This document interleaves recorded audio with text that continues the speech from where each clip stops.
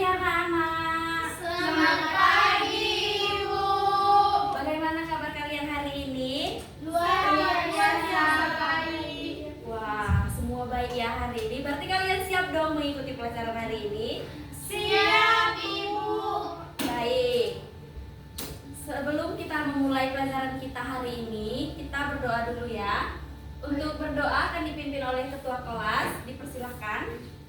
Baik, untuk teman-teman, untuk memulai pembelajaran kita pada pagi hari ini, kita berdoa terlebih dahulu. Berdoa menurut agama dan keyakinan kita masing-masing. Berdoa dimulai. Berdoa selesai. Baik, terima kasih ketua kelas karena sudah memimpin doa. Sebelum kita masuk dalam materi hari ini, Ibu akan melakukan absen terlebih dahulu ya. Baik, Ibu. Baik, namanya akan Ibu panggil dan silahkan jawab hadir jika memang hadir. Olive, Hadir, Bu. Cantika, Hadir, Bu. Aulia, Hadir, Bu. Nurpita, Hadir. Bu, Karisma, Hadir, Ibu. Krisna. Hadir, Ibu. Wah, hadir semua ya hari ini. Bagus sekali. Nah, pertama-tama sebelum kita akan memulai materi kita hari ini, Ibu akan bertanya terlebih dahulu. Nah, tadi pagi siapa yang kira-kira sebelum berangkat ke sekolah membuka pintu kulkas terlebih dahulu? Saya, Ibu. Saya, Ibu. Wah, banyak ya. Ternyata kalian ini semua memiliki kulkas ya. Iya, Ibu. Iya, Ibu. Anak kos elit.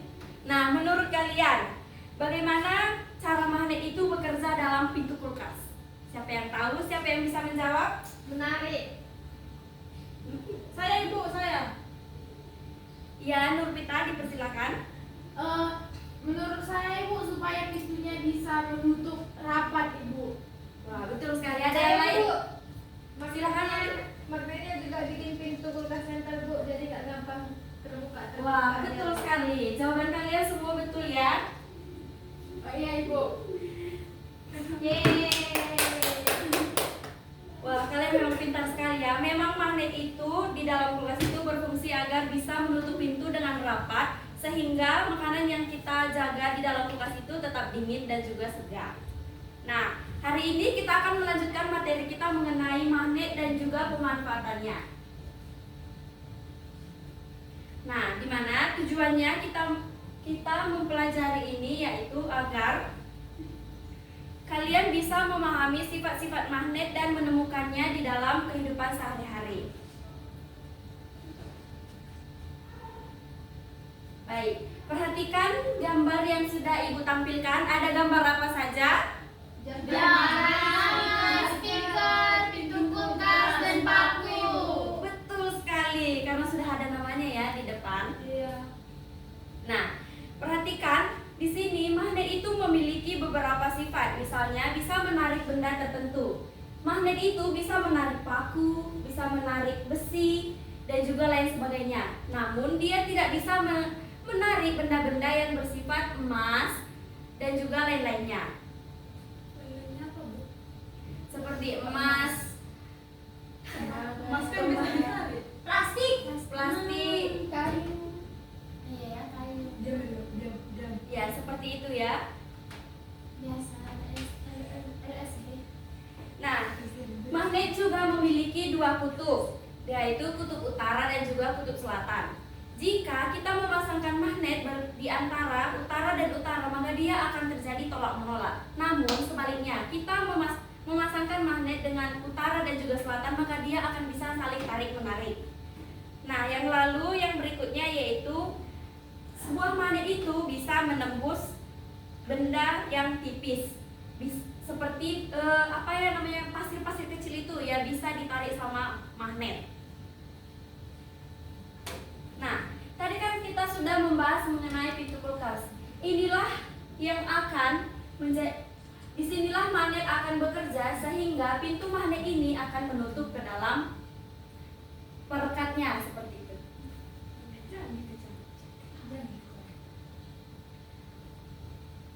Oke, sekarang kita akan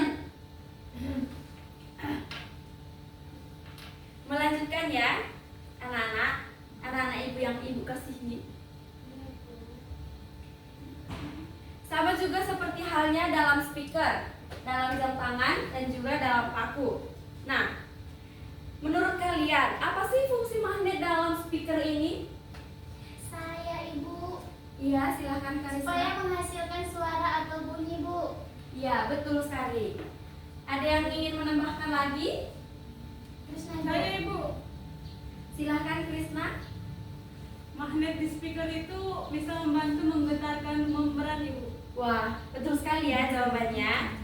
Nah, sekarang kita akan melakukan diskusi kecil. Ibu akan membagikan menjadi 3 kelompok dan Ibu akan memberikan sebuah studi kasus yang akan kalian bahas. Nah, untuk yang kelompok pertama yaitu kelompok Aulia, kelompok yang kedua yaitu kelompok Cantika, dan kelompok 3 adalah kelompoknya si Karisma. Baik, di sini Ibu akan memberikan sebuah studi kasus, yaitu studi kasusnya akan Ibu bagikan dan masing-masing kelompok akan menjawab sesuai dengan nomor pertanyaannya.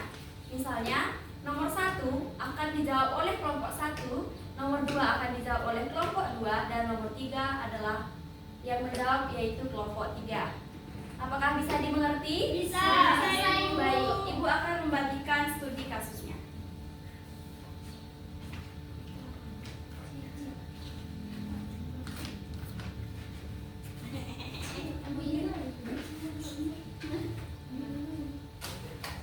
Apakah sudah semua mendapatkan soalnya?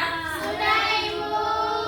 Baik, Ibu akan memberikan waktu kalian dalam 3 menit untuk mengerjakan studi kasus tersebut.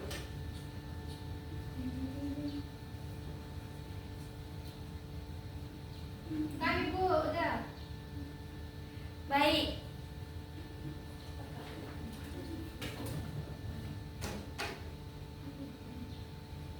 Baik anak-anak, apakah ada yang kebingungan dalam mengerjakan studi kasusnya? Belum Bu. Oke, baik. Ntar Bu lagi 3 detik. Ntar Bu Karisma main-main. Ibu, kami mau bertanya.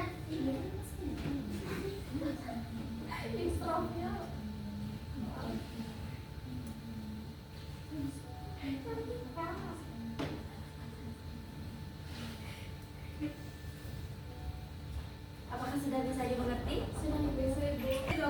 Baik anak-anak, apakah kalian sudah selesai mendiskusikan terkait studi kasus yang Ibu berikan? Sudah Ibu. Baik, karena sudah selesai, jadi kita akan mempresentasikan hasil pemaparan dari diskusi kalian. Yang kelompok 1 akan membahas yang nomor 1, kelompok yang 2 akan membahas yang nomor 2, dan kelompok 3 akan membahas nomor 3. Nah, pertama kita akan mendengarkan hasil dari diskusi dari kelompok 1. Untuk kelompok 1, silahkan mewakili salah satunya. Baik Ibu, di sini saya mewakili kelompok 1. Jadi jawabannya itu pelistrik merupakan magnet bisa berubah menjadi elektromagnet ketika dialiri listrik menarik pemukul hingga menghasilkan bunyi-bunyi. Wah, betul sekali ya. Dari hasil pemaparan hasil diskusi dari kelompok 1. Bagaimana dengan kelompok 2? Kelompok 2, jadi kan kelompok 2 itu bagiannya kipas angin Bu ya. Nah, kipas angin ini di bagian magnetnya itu magnet permanen yang berinteraksi dengan elektromagnetik di motor listrik sehingga kipas dapat berputar. Wah, betul sekali ya. Banyak sekali ternyata contoh magnet ya. Bagaimana dengan kelompok 3?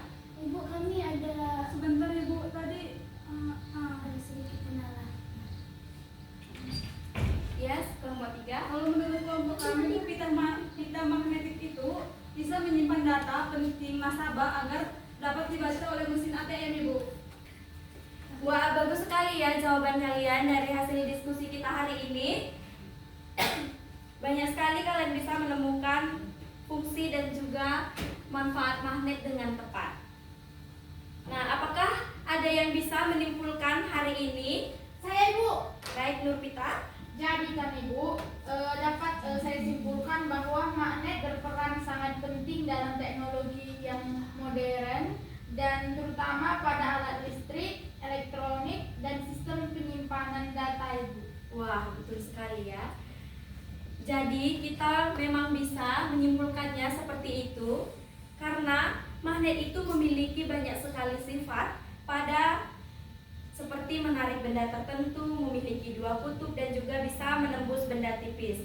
Nah, magnet itu juga sering kita gunakan dalam kehidupan kita sehari-hari, misalnya pada pintu kulkas, speaker, jam tangan dan juga lain seperti yang sudah kita temukannya. Dan hari ini kita akan berakhir ya kelas kita pada hari ini karena waktu kita juga sudah habis. Jadi, apakah ada yang ingin ditanyakan lagi terkait materi kita hari ini? Pasti Bu. Cukup Bu. Baik, karena tidak ada hari ini, beri tepuk tangan untuk kita semua karena kita melewatinya dengan sangat banyak dan Ibu sangat bangga dengan kalian karena kalian hari ini semuanya aktif dalam berdiskusi maupun berindividu. Baik, pertemuan selanjutnya kita akan membahas mengenai elektromagnetik dan juga pemanfaatannya. Jadi, Ibu harapkan kalian sudah membaca mengenai materi tersebut dan bisa membuat rangkuman dalam buku catatan kalian agar minggu depan itu memudahkan kita dalam membahas materi kita yang selanjutnya. Baik, itu saja untuk tugas di rumah. Ibu tidak akan memberikan tugas, hanya kalian akan merangkum materi itu aja.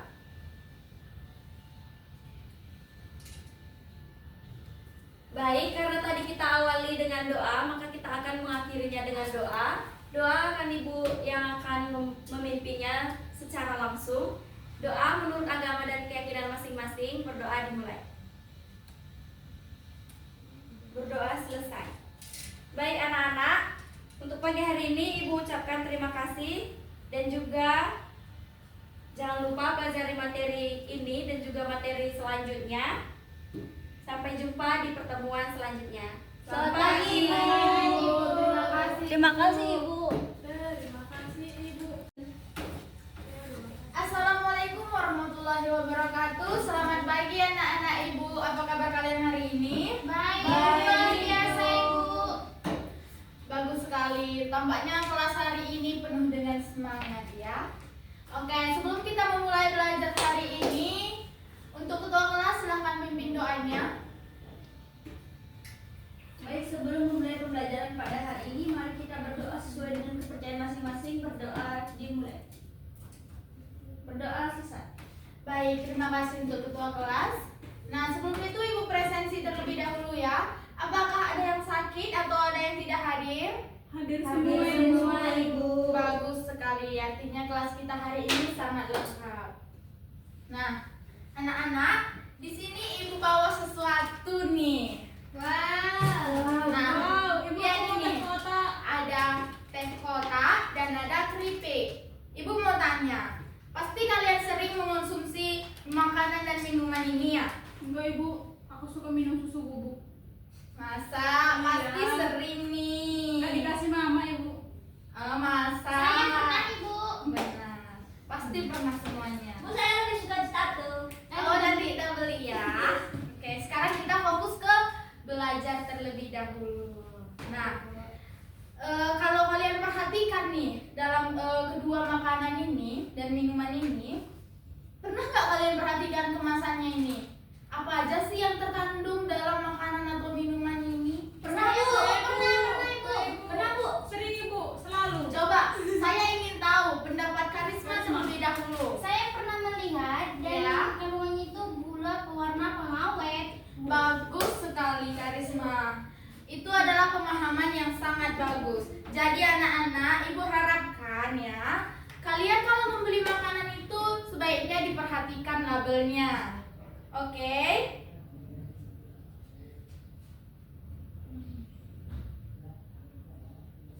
Nah, baik, karena Karisma telah menjawab kalau makanan ini penuh dengan gula dan pewarna.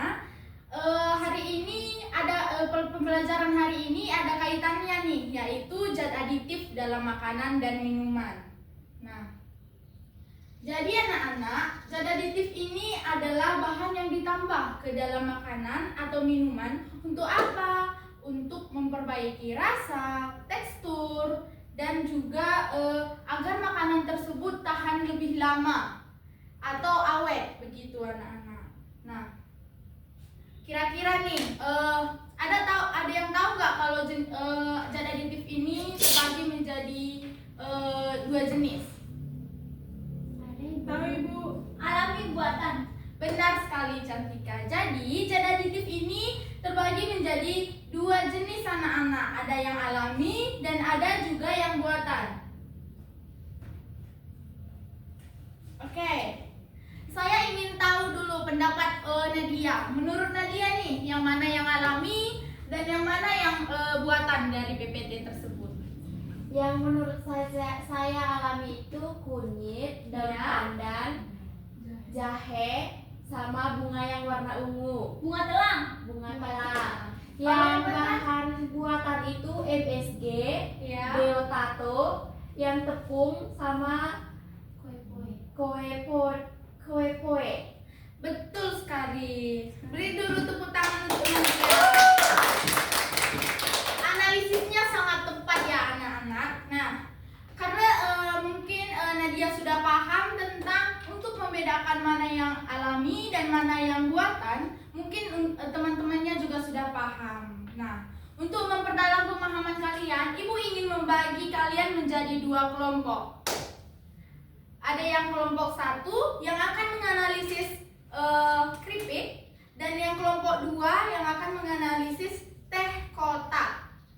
Nah, yang kalian lakukan adalah melihat labelnya dan kategorikan mana yang termasuk zat aditif alami dan mana yang termasuk zat aditif buatan. Ibu ingin kalian tuliskan di dalam buku tulis kalian.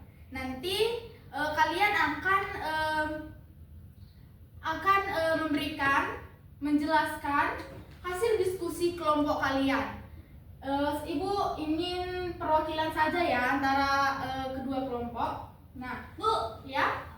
apa boleh makanannya sama minumannya kasih dia tahu? Oh boleh, benar. Ibu sampai lupa.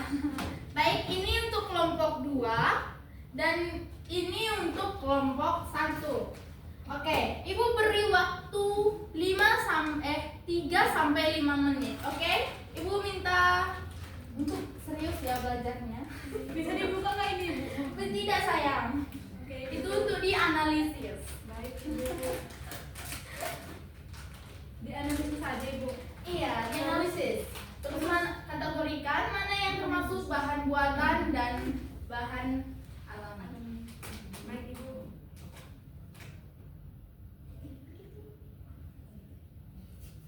Ada pertanyaan atau ada yang bingung?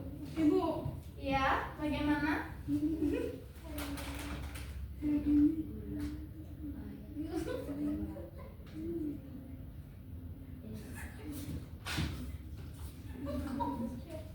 Oke, sudah paham Krisna? sudah Ibu. Terima kasih. Sudah dilanjutkan ya.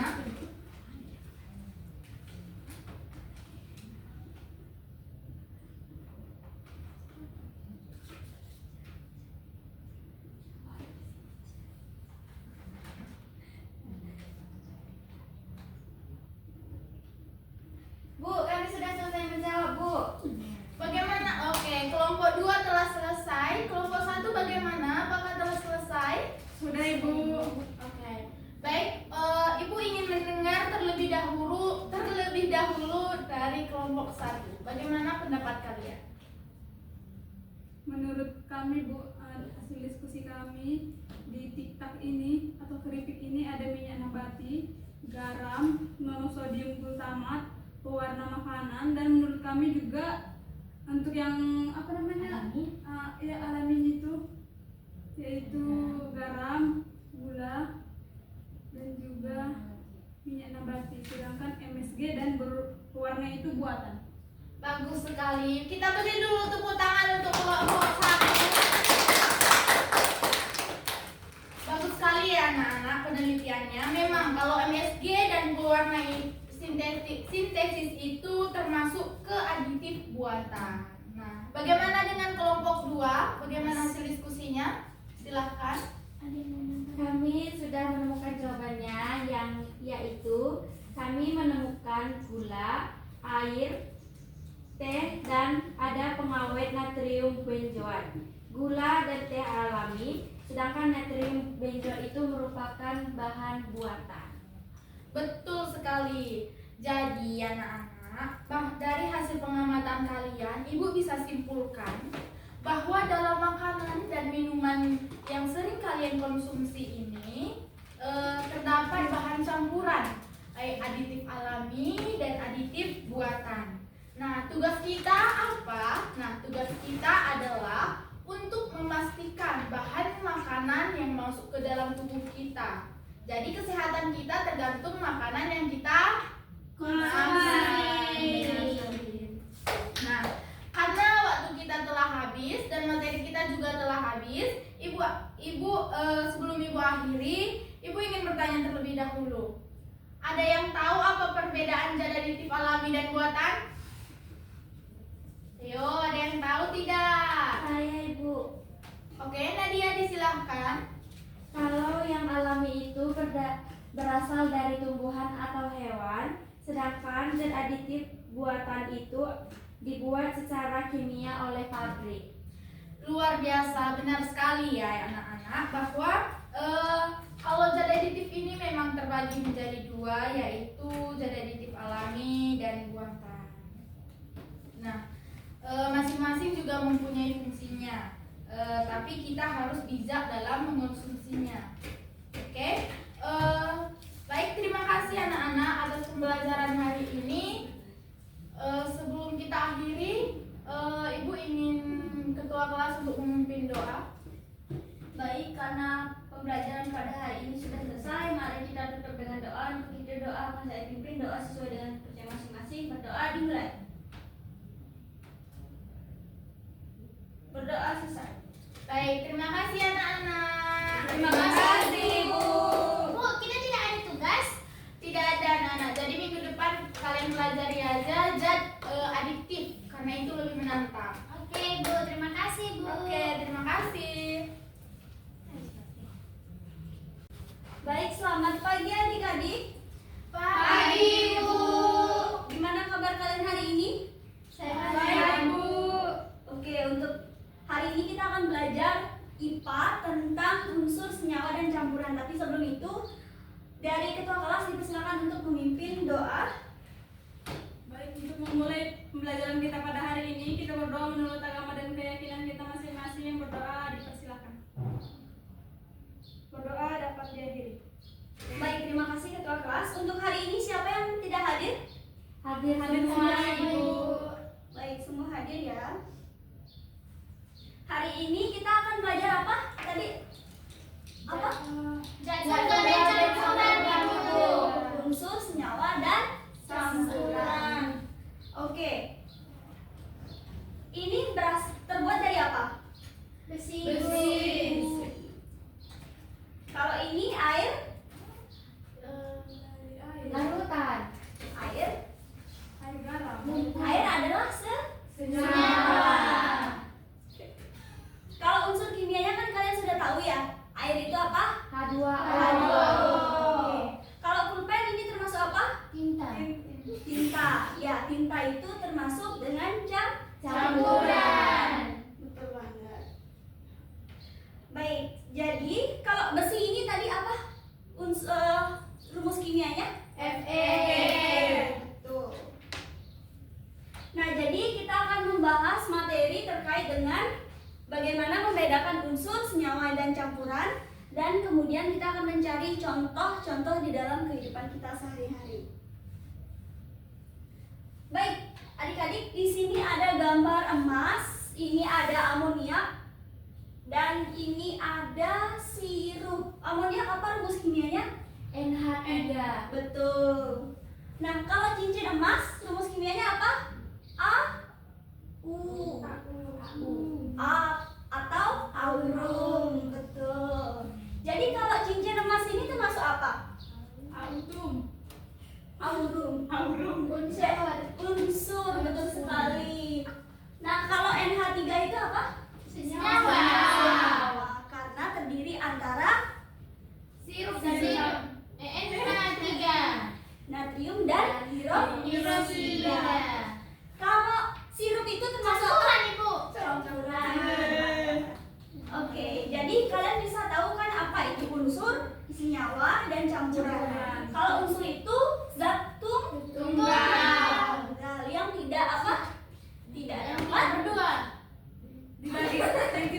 dibagi. Betul, yang tidak dapat diuraikan. Nah, kalau senyawa itu ada natrium dan hidroksida, itu termasuk apa? Senyawa. Senyawa, karena terdiri antara gabungan Dan 1 sampai 2 sampai 3, Itu ya. 4, lebih lebih dari 2. dari zat tunggal. Nah, kalau campuran itu apa? Zat yang bisa diuraikan. Betul banget. Oke, hari ini Ibu akan membagi kelompok kalian menjadi 2. Di sini Ibu sudah membuatkan lembar kerja peserta didik tentang KPD. Di sini ada penjelasan apa itu unsur, senyawa, dan campuran. Itu ada gambarnya. Kalian bisa menguraikan yang mana termasuk unsur, senyawa, atau campuran.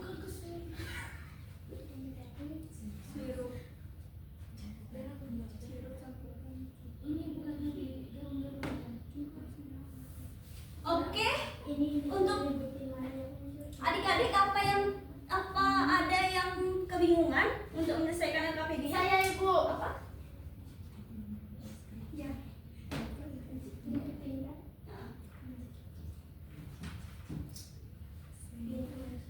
Kalau Krisna sama Kak Risma gimana? Ibu.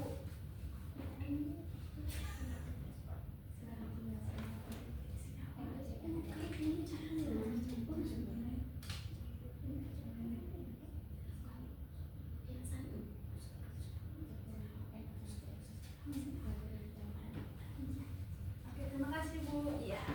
Oke, siapa yang mau maju ke depan? Kami Bu. Oke, silakan untuk kelompok Karisma dan Krisna. Untuk kalian berdua bisa. Menurut kelompok kami, unsur itu seng dan aluminium. Apa benar? Seng sama aluminium? Benar Bu. Benar. Oke, lagi? Untuk yang senyawa, cuka sama garam. Apa betul? Betul Bu. Kalau campuran yaitu sirup dan lumpur. Oke, betul. Beri tepuk tangan. Oke, terima kasih untuk kelompok Karisma dan Krisna. Silakan untuk duduk. Terima kasih Bu. Kami mandiri. Anak SMP presentasi. Baik, siapa lagi yang punya tambahan untuk contoh unsur senyawa dan campuran di kehidupan sehari-hari? Obat. Obat? Apa itu? Sirup obat tuh Ya, termasuk apa? campuran. Campuran. Lagi? Susu. Susu apa? Campuran. Campuran, betul. Apa lagi? Itu Bu, larutan garam dan air senyawa. Betul. Apa lagi? Tadi kan garam, sekarang gula. Oh iya. Ya, larutan gula. Betul. Beri tepuk tangan untuk gula. Oke, jadi dapat kita simpulkan bahwasanya unsur itu adalah zat tunggal yang tidak dapat diuraikan. Contohnya seperti emas atau aurum yang simbol kimianya adalah Au, kemudian ada seng atau Zn, kemudian ada besi atau Fe, dan kemudian kalau senyawa itu adalah gabungan dari 2 atau lebih unsur yang dicampur seperti apa? NH3, NH2, apalagi CO2, NaCl, dan juga lain sebagainya. Nah, kalau campuran itu apa? Campuran itu adalah zat yang bisa diuraikan atau dipisahkan menggunakan apa? Fisika, sifat fisika. Seperti misalnya apa? Larutan garam atau larutan larutan gula itu bisa dipisahkan dalam menggunakan sifat fisika. Oke. Jadi itu saja pembahasan materi kita pada kali ini, yaitu terkait dengan unsur, senyawa, dan juga campuran. Nah, untuk minggu depan kita akan membahas terkait dengan metode-metode pemisahan campuran. Untuk itu adik-adik silakan dipelajari sebelum kita memulai pembelajaran untuk minggu depan. Nah, untuk hari ini kita cukupkan. Jadi kita tutup pembelajaran pada hari ini dengan doa pembelajaran kita hari ini kita berdoa menurut agama dan keyakinan kita masing-masing. Berdoa dimulai. Berdoa selesai. Baik, terima kasih untuk ketua kelas dan juga untuk adik-adik sekalian yang telah berpartisipasi untuk membahas materi kita pada kali ini. Selamat pagi dan sampai jumpa di pertemuan kita selanjutnya. Terima kasih. Terima kasih Ibu. Selamat pagi Ibu.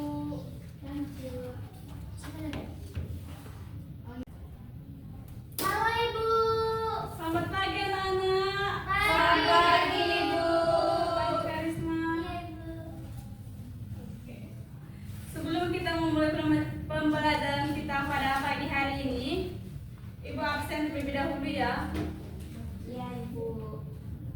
Nah, apakah semuanya hadir? Hadir Ibu. Oke, bagus sekali. Sebelum kita memulai pembelajaran, Ibu minta ketua kelas untuk memimpin doa. Baik, sebelum memulai pembelajaran hari ini, mari kita berdoa menurut kepercayaan masing-masing. Berdoa, silakan. Berdoa dapat diakhiri. Oke, sebelum kita masuk ke pembelajaran, Ibu mau tanya dulu sama kalian, siapa di antara kalian yang pernah mendorong kursi? Saya Bu. Oke, semuanya pernah ya. Dan apa yang terjadi ketika kalian mendorong kursi tersebut? Kursinya bergerak Ibu. Nah, betul sekali. Kalau kalian tidak mendorongnya, apakah kursi itu bisa bergerak? Tidak Ibu. Nah, jadi pembelajaran kita hari ini tentang macam-macam gaya. Tujuannya supaya kalian dapat menyebutkan jenis-jenis gaya dan juga penerapannya dalam kehidupan sehari-hari.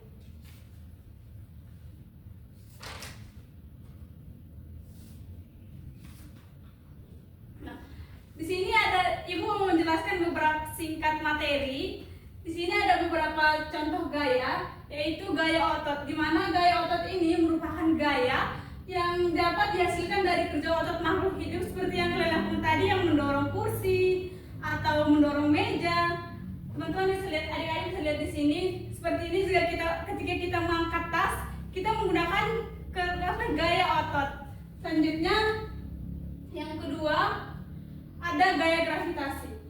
Gaya gravitasi ini adalah gaya tarik bumi terhadap benda-benda di sekitarnya. Nah, kalian perhatikan Ibu ya. Ibu akan letakkan pulpen ini. Itu adalah contoh dari gaya gravitasi.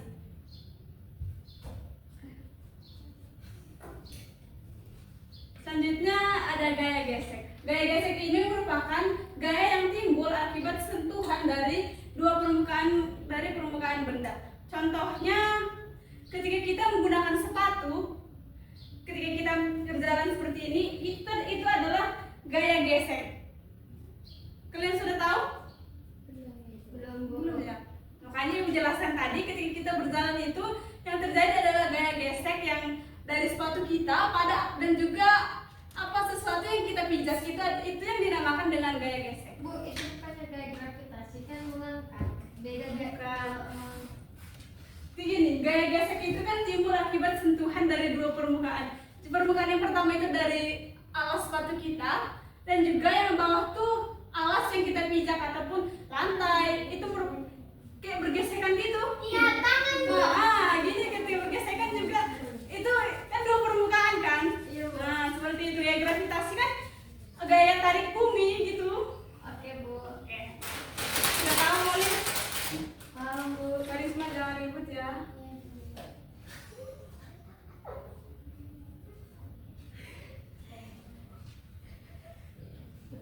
Selanjutnya ada gaya magnet.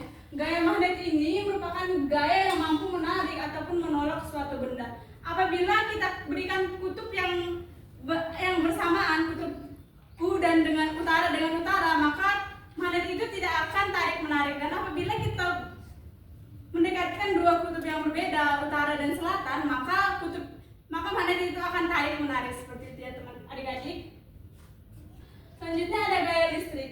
Gaya listrik yang dihasilkan ini merupakan dari motor listrik. Misalnya rambut yang berdiri, apabila kita gosok-gosok dengan penggaris, apa yang pernah kita lakukan praktikum itu yang ada balonnya kita buat di sini kan Listrik statis. listrik statis itu benar Cantika. Dan ketika kita menghidupkan lampu juga itu namanya itu juga dinamakan dengan gaya listrik. Selanjutnya gaya yang terakhir itu gaya pegas. Gaya pegas ini merupakan gaya yang muncul akibat tarikan atau tekanan pada benda yang elastis. Misalnya nih, coba kalian lihat ke depan. Ibu ada karet dalam karet rambut. Nih, kalau ibu tarik, dia akan kembali ke semula. Itu yang dinamakan dengan gaya pegas. Ketika kita bermain ketapel, tak gitu kan dia kembali juga kan karetnya. Jadi kayak gini dia. Nah, kayak gitu.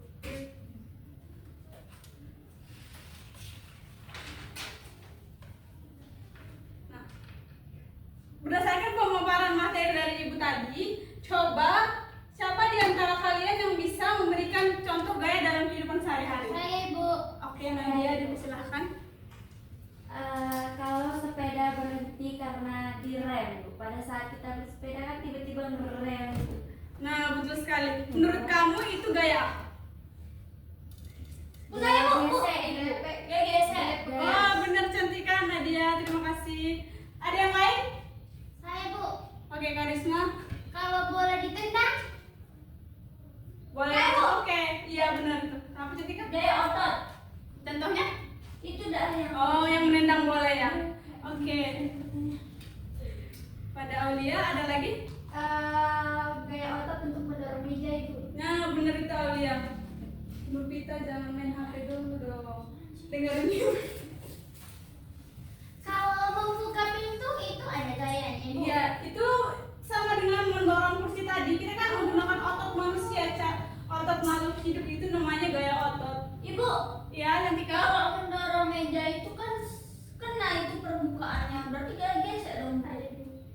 Iya, ada dua gaya yang bekerja, gaya gesek dan juga gaya otot. Nah, kayak gitu Cantika.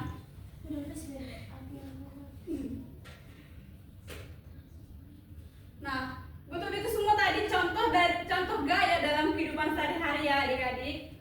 Nah, mari kita rangkum hari ini. Kita sudah belajar bahwa gaya itu ada bermacam-macam, ada gaya otot, gaya gesek, gaya gravitasi, gaya magnet, gaya listrik, dan juga gaya pegas. Jadi saya tunjuk salah satu ya. Kalau kalian mendengarkan tadi, saya tunjuk. Ini dari tadi dia tidak bekerja. Sebutkan 3 macam gaya. Dan juga contohnya dalam kehidupan sehari-hari. Gaya otot itu untuk mendorong meja misalnya Iya. Ibu. Terus gaya gravitasi kayak tadi Bu, saat Ibu menjatuhkan pulpen. Kelapa jatuh Bu. Nah, juga betul, bisa buah yang Bu. jatuh. Segala yang jatuh itu namanya gaya gravitasi. Gaya magnet Ibu saat menarik paku. Oke. Ternyata kamu memperhatikan juga ya. Terima Iya, kasih, Ibu. Bu Pita. Oke.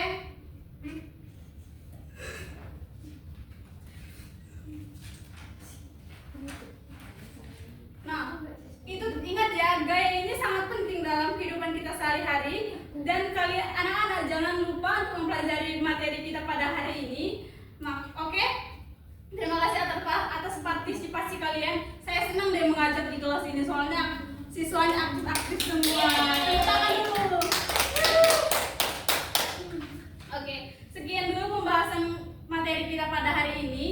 Untuk mengakhiri pembelajaran kita, Ibu minta ketua kelas untuk memimpin doa. Baik, sebelum kita pulang, mari kita berdoa. Berdoa dipersilakan.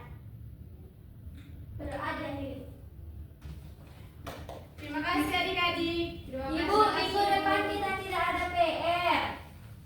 Kita free dulu ya tugasnya. Kasihan kalian sudah capek. Terima kasih. Ibu. Sama-sama.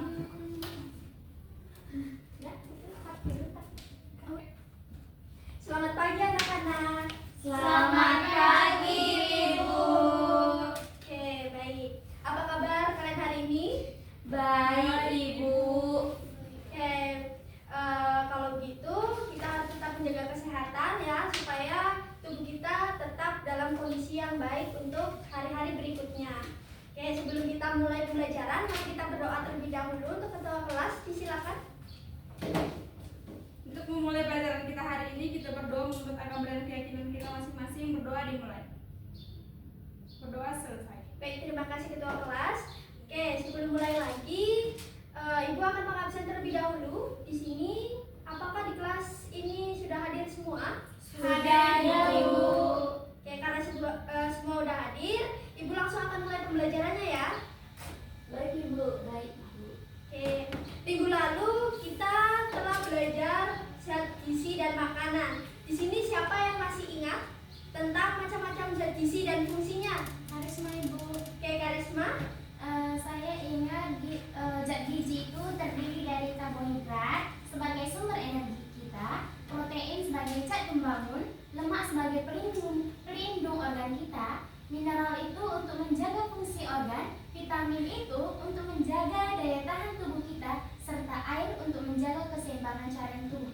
Oke, bagus sekali ya. Beri tepuk tangan dulu kepada kami. Oke, bagus sekali. Jadi materi pada hari ini itu tidak jauh berbeda. Kita lanjutkan materi berikutnya tentang pedoman zat gizi. Oke? Di sini kita akan belajar tentang pedoman zat gizi. Jadi Ibu harapkan setelah pembelajaran ini kalian bisa menjelaskan isi dari pedoman zat gizi, kemudian menerapkannya dalam kehidupan sehari-hari. Apakah udah siap? Sudah, Ibu. Oke, Ibu akan paparkan di sini PPT terkait dengan piramida gizi seimbang. Nah, kemarin kita sudah belajar tentang isi piringku ini, ya kan? Nah, sekarang kalian mengamati di bagian paling bawah, mengapa karbohidrat ditaruh di bagian bawah? Ada yang bisa? Saya, Ibu. Ya, Nadia? Karena kita memerlukannya sebagai sumber energi, jadi kita membutuhkan lebih banyak dari karbohidrat. Oke, bagus sekali ya untuk jawabannya Nadia. Jadi benar, di sini adalah cara kita mengkonsumsi paling banyak. Jadi karbohidrat paling banyak, kedua itu sayuran, ketiga itu ada protein, dan yang paling sedikit ada lemak, minyak, dan gula. Itu tidak boleh dikonsumsi secara berlebihan. Nah, di sini ada yang bisa menyebutkan apa isi piring? Oke, Krisna? Piramida yang paling bawah tuh berisi makanan yang harus dikonsumsi dalam jumlah yang besar seperti karbohidrat yang terdiri dari nasi, roti, jagung, dan juga biji-bijian sebagai sumber energi yang utama, Ibu. Oke, benar sekali ya jawabannya. Jadi setengah piring adalah buah dan sayur, setengah piringnya lagi berupa makanan pokok dan juga lauk pauk. Oke, sebelum itu di sini kalian bisa lihat ya PPT-nya. Oke, yang pertama, siapa yang tahu 4 sehat 5 sempurna? Saya. Oke, Karisma tahu tentang 4 sehat 5 sempurna. Siapa yang menciptakan karang tersebut? Dokter Soeharto, Bu. Oke, jawaban itu sedikit kurang tepat. Siapa yang bisa membetulkan? Profesor Dr. Purwo Sudarmo. Oke, benar sekali ya Cantika. Beliau adalah Bapak Gizi yang ada di Indonesia. Nah, kenapa kita beralih dari konsep 4 sehat 5 sempurna ke pedoman gizi seimbang? Jadi, dulu kita di sini tahu bahwa 4 sehat 5 sempurna itu ada kayak buah-buahan, kemudian ada lauk pauk, sayur, dan lain-lain, dan penyempurnanya adalah susu. Akan tetapi setelah berjalannya waktu, 4 sehat 5 sempurna ini kurang memenuhi tentang harian tubuh. Jadi kita mencetuskan hal yang baru, yakni pedoman gizi seimbang, karena mencangkup seperti bagaimana aktivitas fisik, kemudian cara mengendalikan diri kita terkait makanan, dan lain sebagainya. Nah, ini adalah perbedaan dari 4 sehat 5 sempurna dengan pedoman gizi seimbang yang baru, yang harus kalian pahami, di mana yang pertama, mohon diperhatikan ya, yang pertama itu menekankan pada konsumsi nasi, lauk pauk, dan sayur, buah, dan susu. Sedangkan yang pedoman zat gizi seimbang kalian ini menekankan pada 4 prinsip, yaitu susunan makanan yang beraneka ragam, jumlahnya sesuai kebutuhan, pola hidup bersih, aktivitas fisik, dan memantau berat badan. Jadi bukan hanya terkait dengan kita makan makanan yang banyak, itu tidak seperti itu ya. Oke. Apakah kalian di sini sudah paham terkait dengan perbedaan dari konsep lama 4 sehat 5 sempurna yang diganti dengan pedoman zat gizi seimbang? Sudah, Ibu. Oke, baik. Oke, di sini Ibu paparkan terkait dengan membaca label. Namun sebelum itu Ibu izin pertanyaan terlebih dahulu. Siapa yang di sini biasanya membaca label yang ada di makanan yang sebelum kalian makan? Apakah di sini ada? Aku, Bu. Ada, Ibu. Tapi jarang, Ibu. Oke, apakah kalian tahu isi dari label yang ada di makanan? Tahu, Bu. Ya, dari Olive?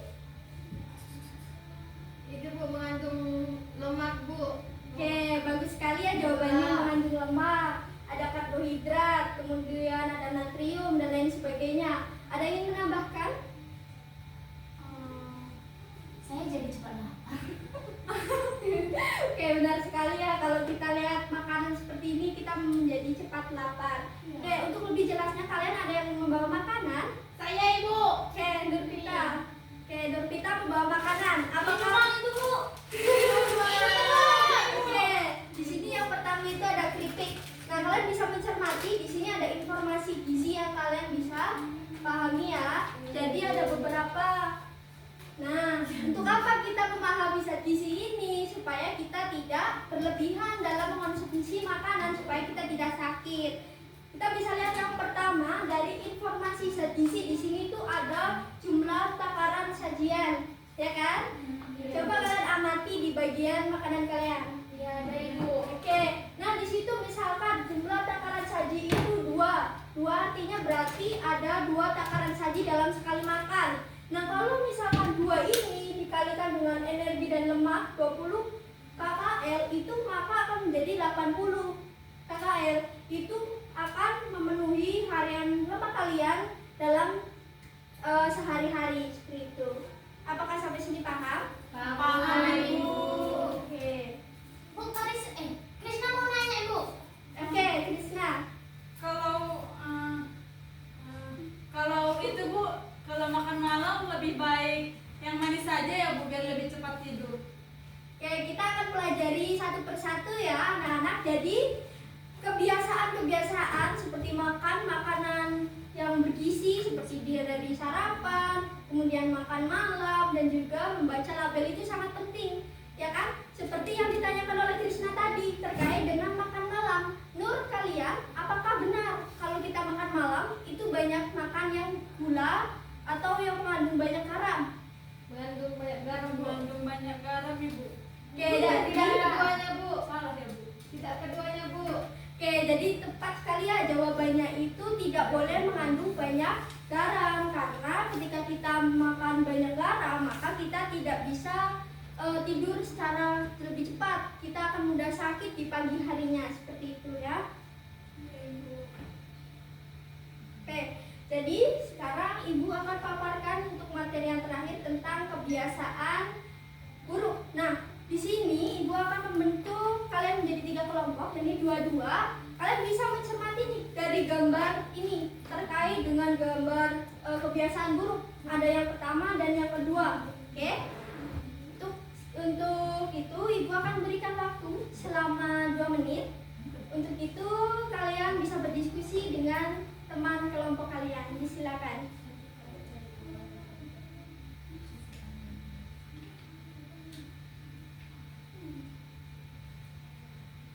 Sudah selesai, Ibu. Oke, baik. Sebentar Karena Ibu, kan belum selesai. Oke, kita tunggu dulu ya anak-anak.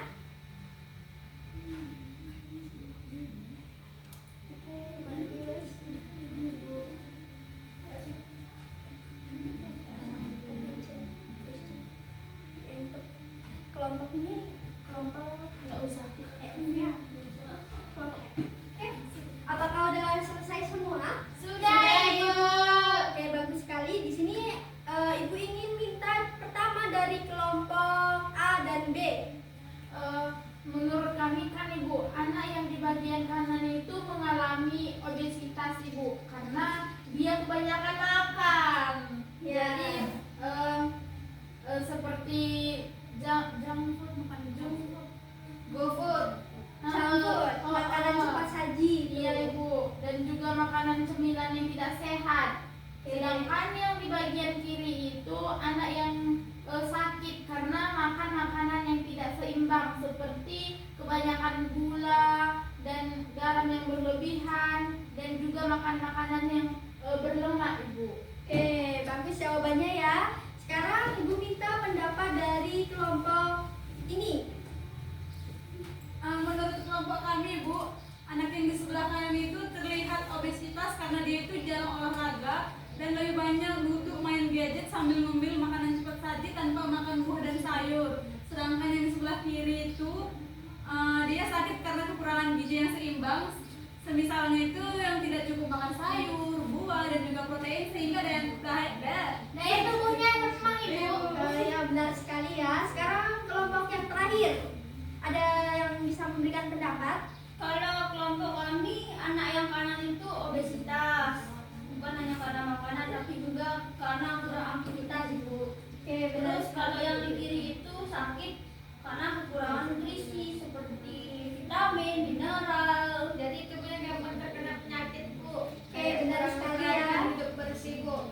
Ya Bu. Oke, jadi dapat kita rangkumkan nih dari jawaban anak-anak semuanya. Kita harus makan yang tidak banyak gula, garam, dan lemak. Kemudian kita juga harus mengurangi makanan yang cepat saji dan juga cemilan. Apalagi kita suka makanan cemilan di malam hari itu tidak boleh ya, karena bisa menyebabkan obesitas dan juga daya tahan tubuh kita itu melemah. Nah, yang harus kita lakukan bukan hanya cuma makanan saja, tetapi juga hidup yang sehat. Nah, supaya apa? Supaya kalian itu nantinya jadi generasi yang tidak mudah sakit. Oke, jadi yang pertama itu sebelum makan kalian harus Cuci tangan, gosok gigi. Oke, benar sekali. Kemudian juga harus olahraga, tidak boleh tidur, tidak boleh malas-malasan, itu tidak boleh. Dan yang paling penting adalah menjaga Berat Nah, badan. ini juga penting karena apa? Untuk memantau seberapa sih kita tumbuh seperti itu. Berat badanku nggak ideal, Bu. Tidak apa-apa, nanti Karisma setelah mempelajari materi ini, Karisma bisa belajar mengenai bagaimana caranya Karisma untuk mengelola, ya. Nah, itu saja pemaparan materi terkait makanan dan juga zat gizi. Semoga anak-anak semuanya itu bisa memahami apa yang Ibu paparkan tadi. Nah, untuk yang terakhir, Ibu akan refleksi nih dari paparan yang sudah Ibu paparkan. Nah, siapa yang bisa menyebutkan 3 contoh hidup sehat? Saya Ibu. Ya, Nadia. Bangun pagi lalu sarapan, makan malam itu secukupnya saja, dan membaca label sebelum memakannya.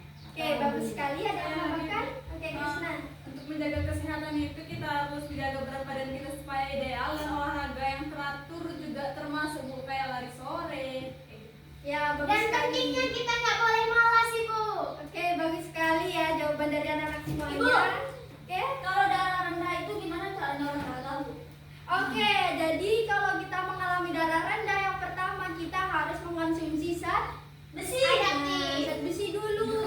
Kalau kita ingin olahraga, utamakan olahraga di pagi hari. Karena apa? Karena kalau di pagi hari itu kita bisa mendapatkan sinar matahari. Itu untuk Membangun vitamin D. Ya, betul sekali. Oke, jadi itu saja materi dari hari ini. Jadi Ibu harapkan kalian bisa memahami dan belajar mengenai materi-materi yang sudah Ibu paparkan dan menerapkannya dalam sehari-hari. Apakah paham? Paham, Ibu. Oke, betul sekali ya. Jadi kesimpulannya kita sudah belajar tentang pedoman zat gizi. Ibu juga bangga karena kalian berdiskusi dengan baik, kemudian membetulkan jawaban teman, dan kalian bisa menyebutkan apa yang kalian makan dalam sehari-hari seperti itu. Nah, untuk tugas rumah, silakan kalian buat 3 menu makanan utama kalian selama 3 hari. Sebelum itu, kita lanjut ke materi sistem pencernaan. Apakah paham? Paham, Ibu. Itu tugasnya berarti dari sarapan sampai makan malam selama 3 hari, Bu. Iya, benar sekali. Kalian cuma menyebutkan makanan-makanannya saja. Kalau tidak sarapan nggak apa-apa, Ibu. Harus sarapan ya. Kan tadi kita Bu, kalau lagi puasa, Oke, kalau lagi puasa kita itu harus makan pas jam 4 atau sahur. Kita wajib sahur terlebih dahulu supaya Bu, kita kalau tidak orang nangis. Hindu itu puasa 1 hari penuh, Bu. Gimana caranya, Bu? Udah. Oke, untuk puasa 1 hari penuh pastinya kita harus menyiapkan tubuh secara fit terlebih dahulu. Karena apa? Karena kalau kita tidak fit, kita tidak dianjurkan untuk berpuasa. Pulang daripada Oke, itu pertanyaan. Silakan ditabung dulu ya. Kita besok akan lanjut ke sistem pencernaan seperti itu Baik, ya. Ibu. Oke, Ibu. Baik, karena sudah selesai pertemuan kita hari ini, mari kita tutup dengan doa terlebih dahulu untuk ketua kelas. Silakan. Mari kita berdoa menurut agama dan kepercayaan kita masing-masing. Berdoa dimulai. Berdoa selesai. Oke, baik, terima kasih. Ibu pergi dulu. Selamat siang. Siang, Bu. Hati-hati, Ibu. Pagi adik-adik.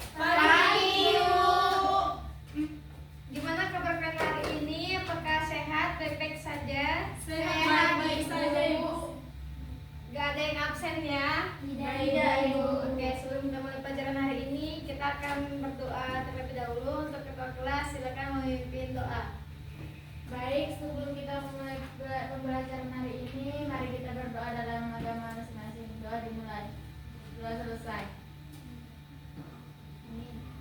Oke, kita akan membahas klasifikasi makhluk hidup lagi. Kalian masih ingat kita belajar minggu lalu klasifikasi makhluk hidup juga kan? Iya ibu. Iya ibu. Oke. Nah dari gambar ini apa perbedaan yang kalian dapat dari gambar ini? Itu Bu. Kenapa bisa dibedakan? Bentuknya beda. Beda. Satu bertelur, satu melahirkan. Makanannya juga beda, Bu. Ya betul sekali. Habitatnya beda juga Ibu. Ya, kelihatan sekali ya kalian sering mengklasifikasikan, mengelompokkan makhluk hidup. Oke adik-adik, nah dari gambar kedua ini apakah kalian tahu apa perbedaan dan persamaan dari gambar yang kalian Saya, lihat Ibu. ini? Oke, dan kita apa? Ada yang berbuah, ada yang berbunga, dan ada yang berbatang keras atau lunak, Ibu. Baik, betul sekali ya. Sekarang kalian coba mengelompokkan kecil dan mengklasifikasikan makhluk hidup terbagi dari dua kelompok, oke? Berikan dulu itu sekarang. Nah, diskusikan dari kelompok kalian. Saya kasih waktu 2 menit. Oke? Baik ibu. Untuk kelompok 1, Aulia, Nadia, dan Nurpita. Kalau sudah selesai, silakan maju ke depan untuk menjawab hasil diskusi kalian. Ibu, salah satunya aja atau kami bertiga maju, Ibu? Salah satu aja. Baik ibu. Untuk kelompok lain, Candika bisa menjawab ke depan juga, maju ke depan salah satunya saja, oke?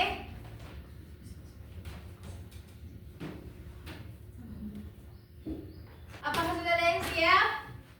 Kami, Ibu. Oke, kelompok Nurpita silakan maju ke depan. Maju ke depan Nadia, semangat.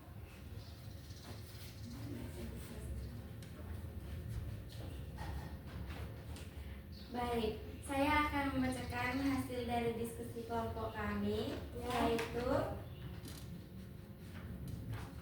kami mengelompokkan kucing dan harimau karena sama-sama mamalia. Sedangkan burung dan ayam kami pisahkan karena dia memiliki sayap dan juga paruh. Oke, betul sekali ya, Nadia sudah menemukan dasar klasifikasi makhluk hidup. Untuk kelompok lain, apakah sudah siap? Belum ibu. Oke, untuk Nadia terima kasih ya. Baik, kalau sudah tidak ada yang bisa menjawab lagi, saya pilih langsung buat maju ke depan ya.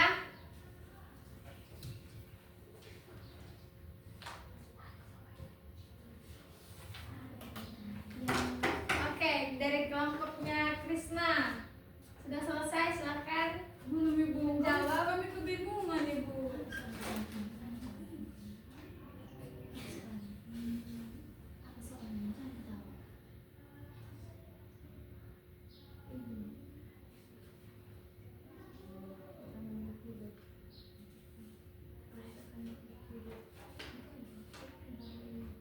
Kayak Bu.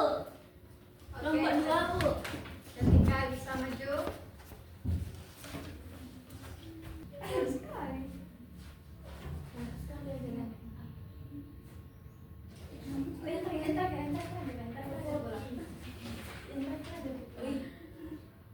Kalau dari fungi itu ada jamur tiram, ada jamur topoki, ada jamur kayu yang warna coklat itu Bu. Oke, Terima kasih Bu. Ya, silakan ketika berarti kalian sudah tahu ya berpikir ilmuwan biologis. Jadi kalian nanti sudah bisa memahami pelajaran hari ini anak-anak? Sudah, Ibu. Oke.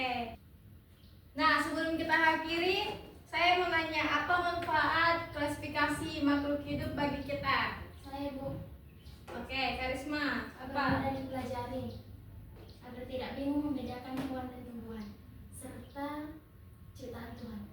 Betul, klasifikasi bisa membantu kita untuk mengenali, betul, betul sekali ya Karisma. Klasifikasi klasifikasi itu dapat membantu kita mengenali, membedakan, serta memahami makhluk hidup. Nah, sekarang kesimpulannya, klasifikasi ini dapat dilakukan berdasarkan persamaan dan perbedaan cirinya dan sangat membantu dalam mempelajari keanekaragaman hidup. Nah, kalian luar biasa kali aktifnya hari ini. Untuk tugas di rumah, coba kalian kelompokkan 5 makhluk hidup di sekitar rumah kalian ke dalam kelompok yang sama. Minggu depan kita akan bahas lagi adik-adik. Baik, Ibu. Oke, tadi karena dimulai dengan doa, sekarang ditutup dengan doa. Silakan ketua kelas. Baik, kita akhiri pembelajaran hari ini dengan doa. Doa dimulai, doa selesai. Baik, terima kasih adik-adik. Sampai jumpa minggu depan. Terima kasih, Terima kasih, Ibu.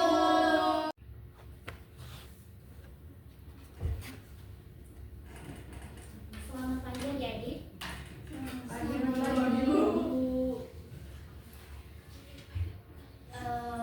Kayaknya kita kurang semangat ya. Oke. Tidak ada SPK, Bu. Tidak, karena belum berpikir. Ibu mengulang kembali. Selamat pagi adik-adik. Pagi, Bu. Sangat luar biasa ya hari ini. Oke, sebelum kita melakukan pembelajaran kita hari ini, Ibu menyuruh Korti untuk berdoa supaya kegiatan kita hari ini dilancarkan. Baik, untuk memulai pembelajaran kita hari ini, kita berdoa menurut agama dan keyakinan kita masing-masing. Berdoa dimulai, berdoa selesai. Oke, terima kasih untuk Korti. Apakah semua hadir hari ini? Hadir, Ibu.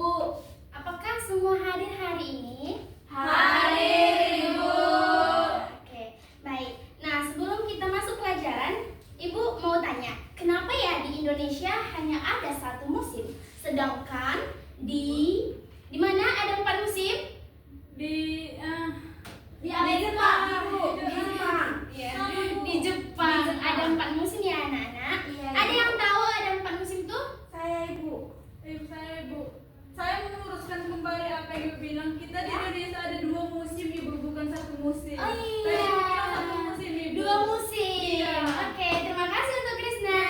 Ada yang tahu 4 musimnya itu apa aja? Saya, Ibu. Musim 4 musim ya. Iya, Dingin. Libur. Musim Panas, musim hujan.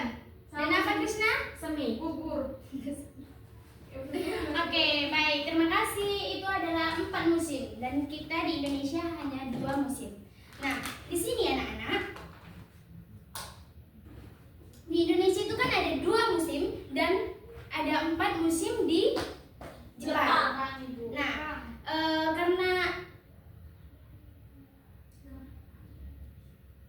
karena Ibu memunculkan pertanyaan mengapa di Indonesia ada 2 dan di Jepang ada 4. Saya, Ibu. Karena letak geografisnya berbeda, Bu. Oke, untuk Kak Nurpita, untuk Nurpita dipersilahkan. Di Indonesia itu 2 musim karena ini, Bu. Apa itu namanya? Letak geografisnya yang berbeda, Ibu. Oke, betul sekali ya Nurpita. Itu salah satu alasannya. Tetapi hal itu juga ada hubungannya dengan revolusi bumi. Revolusi bumi ini adalah materi yang akan kita bahas hari ini. Nah, hari ini kita akan belajar tentang revolusi bumi anak-anak. Tujuannya kalian bisa menjelaskan pengertian revolusi bumi, akibat-akibatnya, dan memberikan contoh dalam kehidupan sehari-hari. Nah, anak-anak, Ibu akan menampilkan sebuah video. Kiranya anak-anak akan mendengarkan dan mencermati karena akan ada munculnya pertanyaan. Ini terbitlah belajar. Selanjutnya gerak revolusi bumi. Dalam ilmu geografi, revolusi bumi diartikan sebagai suatu peristiwa bumi bergerak mengelilingi matahari. Dalam satu kali revolusi bumi, waktu yang dibutuhkan untuk bisa mengelilingi adalah 365 ¼ hari, atau kita menyebutnya 1 tahun. 1 kali revolusi bumi dapat juga disebut sebagai kala revolusi. Bumi melakukan revolusi untuk mengelilingi matahari sambil melakukan putaran rotasi di lintasan atau orbitnya. Arah bumi saat melakukan revolusi adalah berlawanan jarum jam. Saat mengelilingi matahari, posisi bumi berada dalam kondisi miring 23,5 derajat terhadap garis tegal. Berapa anak-anak? 23,5 derajat, Bu. Lurus ekliptika. Akibat gerak revolusi bumi dan posisi bumi tersebut, terjadi beberapa peristiwa alam yang dirasakan oleh manusia dan penghuni planet bumi. Berikut beberapa dampak revolusi bumi bagi kehidupan manusia. Yang pertama, gerak semu tahunan matahari. Gerak semu matahari dapat diamati dari arah terbit dan tenggelamnya yang selalu bergeser sedikit demi sedikit setiap hari. Arah geseran matahari terbit adalah dari atas garis khatulistiwa sampai garis balik utara dan garis balik selatan. Disebut sebagai gerak semu matahari karena sebenarnya yang bergerak bukan matahari melainkan bumi yang bergerak dengan rotasi miring. Yang kedua, perubahan musim. Daerah tropis hanya memiliki 2 musim, yakni kemarau dan penghujan. Musim-musim tersebut berulang dalam jangka waktu 1 tahun. Yang ketiga, perbedaan lama waktu siang dan malam. Peristiwa revolusi bumi dengan posisi kemiringan sumbu bumi pada bidang ekliptika membuat panjang waktu siang dan malam berbeda di belahan bumi selatan dan utara. Kondisi tersebut berbeda dengan wilayah khatulistiwa, yang panjang waktu siang dan malamnya hampir selalu sama atau tak banyak berbeda. Yang keempat, perubahan penampakan rasi bintang. Saat malam hari, tampak susunan bintang-bintang di langit, yang jika diamati akan membentuk pola-pola tertentu. Pola bintang tersebut disebut rasi bintang. Ketika bumi berputar arah timur matahari, kita akan melihat susunan bintang yang ada di sebelah timur matahari. Jika bumi bergerak ke barat matahari, yang terlihat adalah bintang-bintang di sebelah barat yang pola-pola susunannya berbeda dari sebelah timur. Karena itulah kenampakan rasi bintang berbeda-beda. Oke, baik. Sekarang Ibu mau tanya, siapa yang tahu akibat dari revolusi bumi yang telah ditampilkan dalam video tersebut? Perubahan musim, Bu. Coba angkat tangan, ada 4 tadi. Ada yang tahu? Saya, Ibu. Nadia, Cantika, Ibu tunjuk Olivia dan Aulia. Oke, untuk Nadia? Terjadinya pergantian musim, Ibu. Oke, untuk Aulia?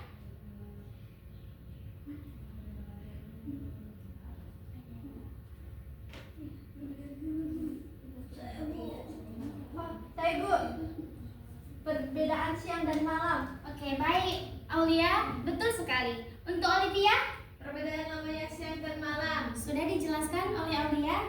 Perubahan penampakan Rasi. rasi. Oke, betul Aulia, betul Olivia. Dan Cantika? Ada gerak semu tahunan matahari, Bu. Oke, keempat itu adalah akibat dari terjadinya revolusi bumi. Sudah paham semua anak-anak? Sudah, Ibu. Nah, jadi akibat revolusi bumi ini ada beberapa pergantian musim, perbedaan lamanya siang dan malam, penanggalan Masehi, dan gerak semu tahunan matahari. Nah, coba siapa yang bisa memberi contoh nyata dalam kehidupan sehari-hari akibat revolusi bumi? Saya, Bu. Untuk Nurtita silakan. Kalau musim hujan, petani menanam padi, Ibu. Oke, betul sekali. Untuk ada lagi jawaban? Aulia dari tadi aktif ya. Ibu akan tunjuk untuk Krisna. Untuk Krisna? Ibu izinkan mandi sebentar, Ibu. Ke mulut. Oke, silakan. Ada lagi? Untuk Aulia, dipersilakan. Kalau tahun baru Masehi karena perhitungan kalender, Ibu. Oke, betul sekali anak-anak. Ibu, Apa? kalau Februari itu kan ada tanggal 28 sama 29 Ya. juga, Bu, ya. Iya. Kenapa ya bisa terjadi? Oke, untuk Aulia. Karena ini Ibu tentang tahun kehabisan, Ibu. Iya. Hanya muncul 4 tahun sekali. Ya, seperti yang video dibilang tadi, berapa hari itu Bu, anak-anak ya? 365. Betul sekali. Oke. Pintar ya semua adik-adik di kelas ini. Semoga pembelajaran hari ini bisa berguna untuk kehidupan kalian. Nah, mari kita rangkum. Hari ini kita sudah belajar bahwa revolusi bumi adalah peredaran bumi mengelilingi matahari selama 3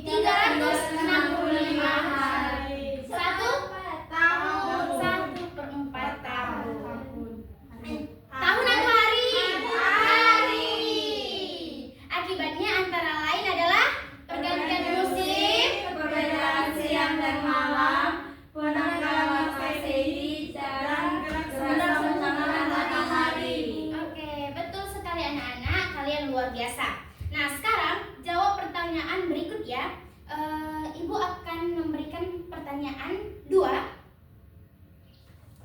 Siapa yang duluan angkat tangan dia akan Pulang, Bu. Ibu tunjukkan. Tidak, kita masih sedikit lagi ya Nadia. Iya, Ibu. Oke, yang pertama, apa yang dimaksud dengan revolusi bumi?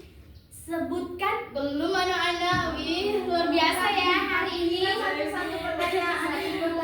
Iya, iya satu pertanyaan tapi ada anaknya ya. Oke, Ibu ulang ya. Apa yang dimaksud dengan revolusi bumi dan sebutkan dua saja akibat revolusi bumi. Karena Krishna tadi ke toilet dan Krishna pertama angkat tangan, dipersilahkan untuk Krishna. Menurut saya revolusi bumi itu adalah peredaran bumi mengelilingi matahari yang akibatnya pergantian musim dan perbedaan siang dan malam, Ibu. Oke, betul sekali anak-anak. Dan selanjutnya ada satu pertanyaan lagi. Setelah kita tahu apa yang dimaksud dengan revolusi bumi dan akibat revolusi bumi, coba sebutkan contoh. Saya bu. Contoh apa? Ayo. Contoh nyata akibat revolusi bumi dari kehidupan sehari-hari. Wah, untuk Cantika dipersilahkan. Kalau musim hujan untuk petani itu sangat buruk, Ibu, karena bisa menghancurkan padi. Ya, betul sekali. Tadi kan sudah disebutkan oleh Nurpita. Apakah ada lagi? Ibu. Kalau petani sayur itu kena panas musim kemarau, bisa kering Sayurnya itu akan memberikan efek besar ya untuk kehidupan kita sehari-hari. Rugi besar. Ada lagi? Ya. Kalau musim hujan itu kebanyakan bisa jadi kayak kita nanam kentang kan, Bu, kentang itu busuk, Ibu. Iya. Karena kebanyakan Betul air. sekali. Kerugian terjadi kepada kita karena akibat revolusi Bumi. Iya, banjir. Ada lagi anak-anak? Tanah longsor. Mengakibatkan apa? Kematian, bisa kematian ya? Iya, Ibu.